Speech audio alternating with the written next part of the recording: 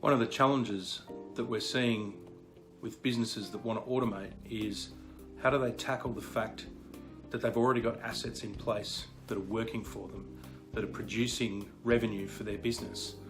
How do they automate those things in and amongst everything else that they're doing? And that's a big challenge for some businesses because those assets are already paid for, they've been fully amortized, and they just work. And they want to keep those things working, but they want to bring them into the digital age, into that autonomous operations state that they want to get to. And that's hard because they can't turn them off. They have to keep the doors open, they have to keep the lights on, they have to keep people employed. They have to keep those assets going.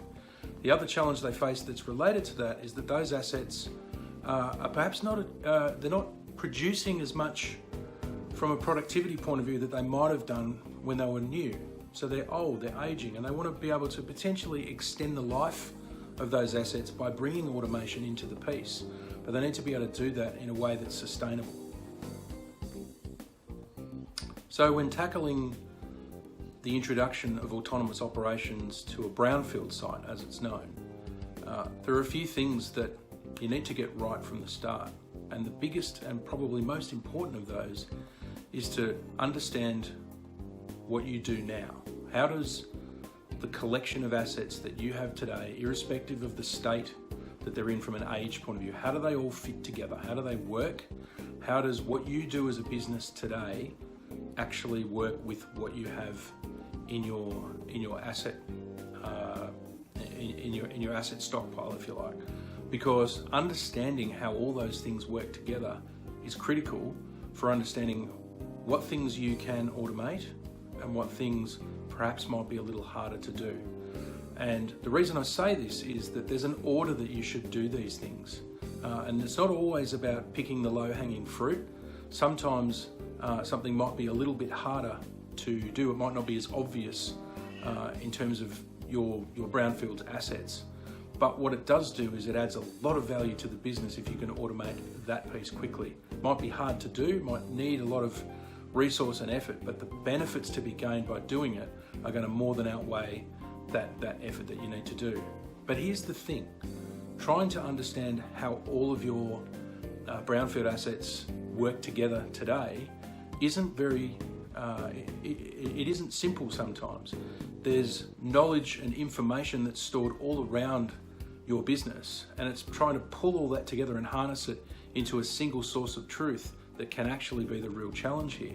Some of that information might actually reside in people's heads, and those people don't always stay with the business. So what becomes apparent is that when you're trying to get a handle on how everything works, some of the knowledge about how that stuff works may have already walked out the door with people who've left your business, or it's still in the heads of people in your business, but it's not codified. It's not in a place where everyone can get access to it. So that becomes part of your challenge, is getting all of that information together into one place so that you can make sense of it all, understand what all the interconnections and all the interdependencies are, so that you can actually understand how it all works. So looking at your established aging assets, some extra things that you should start thinking about, if you're not already, is if we're going to automate these things, what is the end game here? What are those high-level business objectives that you're trying to achieve that have brought you to the point where you want to automate? So if the business is saying, for example, we want to improve the way we do safety in our business, and automation is a way to do that, then you've got to think about that in terms of, how do I do that for aging assets, things that are already there, as opposed to having a blank sheet of paper where you can plan a brand new asset and have safety as the driver from the get-go. So understanding what your current and future requirements are, what is the purpose of those assets that are there doing work for you today? You're not so much worried about how you got to the point that you're in, the history of those assets. That it's useful information, but it's not going to get you to the next point. What you've really got to focus on is, why do I have these assets? What is the purpose for them being in my business at all?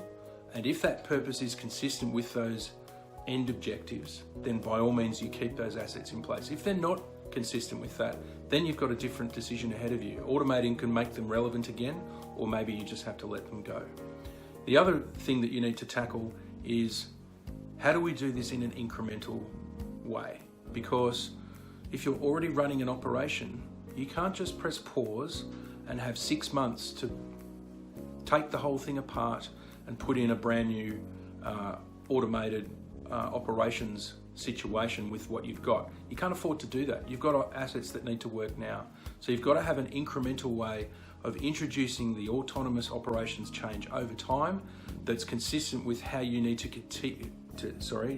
continue running your business, but also how you bring in those wins with automation along the way and use that to springboard you to the next piece of work and the next piece of work. So if that topic's resonated for you, or your organisation's got some unique characteristics or unique circumstances that you'd like to find out more, then I'd love to have a chat to you about that. Please reach out to me in whatever way works for you, whether that's email, via telephone, direct message, whatever works for you, and we can set up a time to talk about those unique characteristics for your business.